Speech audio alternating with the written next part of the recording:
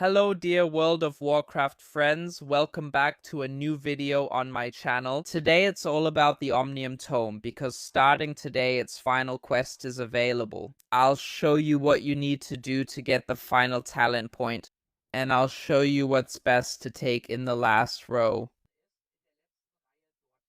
So, what is currently the best talent for pretty much every class, every spec? Let's take a look. If you like all this, feel free to leave a like and subscribe. I would really appreciate it. Over 60% of viewers haven't subscribed yet, and that would give us a huge boost. And yes, with that, let's get started. This week, everything has to do with the two zones, Val and Nighttal. Yeah? More specifically, you need to have unlocked these things, otherwise you won't get the talent point. Since there were some questions. Here, at this spot, you get the quests from this lady here, and she sends you there. And then, in the end, you go through the portal into the Void Storm. You can find it here at the Howling Ridge. You don't have to repeat these things on your alts. If, like here now, on the Shaman, I hadn't unlocked anything, then you can go to the quest giver here and say, I've already completed the campaign, unlock it for me then. And then you can go straight to the portal and get started. But it's important. Both zones have to be unlocked separately. So I've only unlocked Val so far, I still have to do Nighttal this week.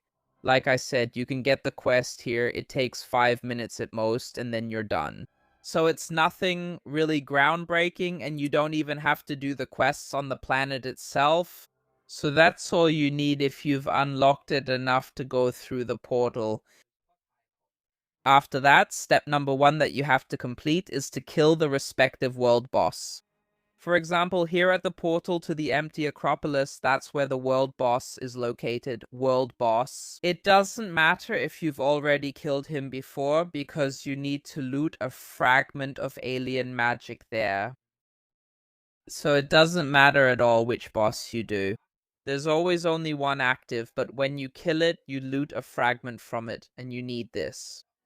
But that's not all, because you also have to do 3 world quests. And it's just like with all world quests, those are marked on the map here as usual. From what I've read, it doesn't matter at all whether you do it on heroic or on normal.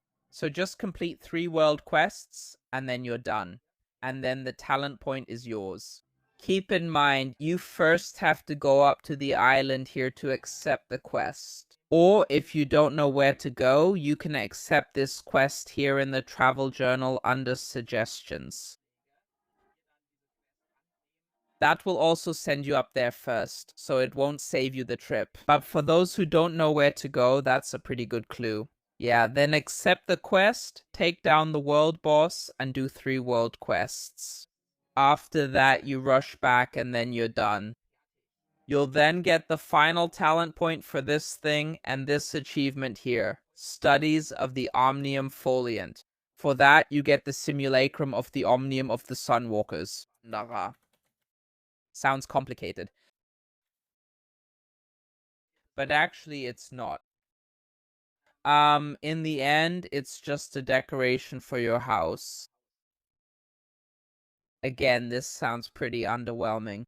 But you do get a decoration that looks like the Omnium Foliant itself to place in your little house. Or in front of it, or whatever. Yeah, plus you get 10 achievement points, and then comes the interesting part. The final talent point. And by now, it's already become clear. In the first row, pretty much everyone wants the Rune of Unleashed Fire.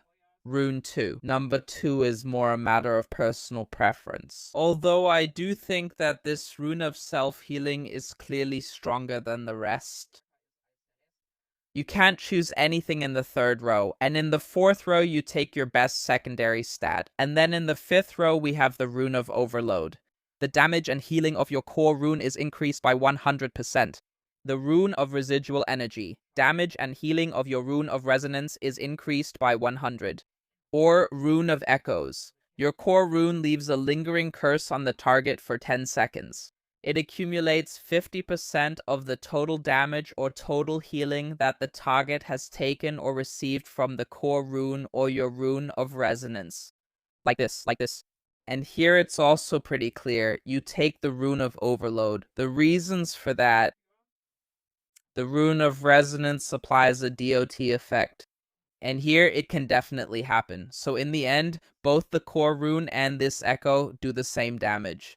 That's why, in theory, there's no difference in terms of damage here in the end. But with this Rune of Resonance, it's always possible, for example, in Mythic Plus, that enemies die while they still have this debuff on them, and then you just don't deal the full tick damage. Accordingly, it's more likely that you'll deal the full damage from this effect if you choose this one. Then it hits for a hefty 5,500 instead of 745, and for the last rune, it has to be said, either I'm misunderstanding the talent or I'm just dumb. But in the end,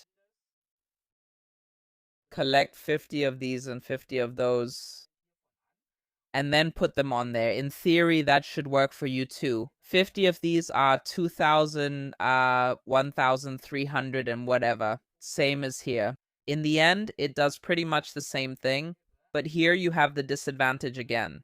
The whole thing ticks over 10 seconds. And if you have an enemy there who dies beforehand or something like that, then you're out of luck. Exactly, because it also has to be applied to the enemies first. When this fire thing hits, the damage still goes through, even if it's already dead. So you got the most out of your damage. Whereas, I don't know, here it will probably happen more often that a target dies after just 4 seconds or so. And then 6 seconds of this whole thing are gone.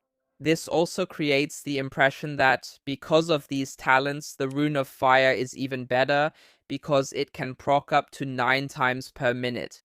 This one procs 6 times, so it's also pretty clear that this Rune of Fire just deals more overall damage than the other thing.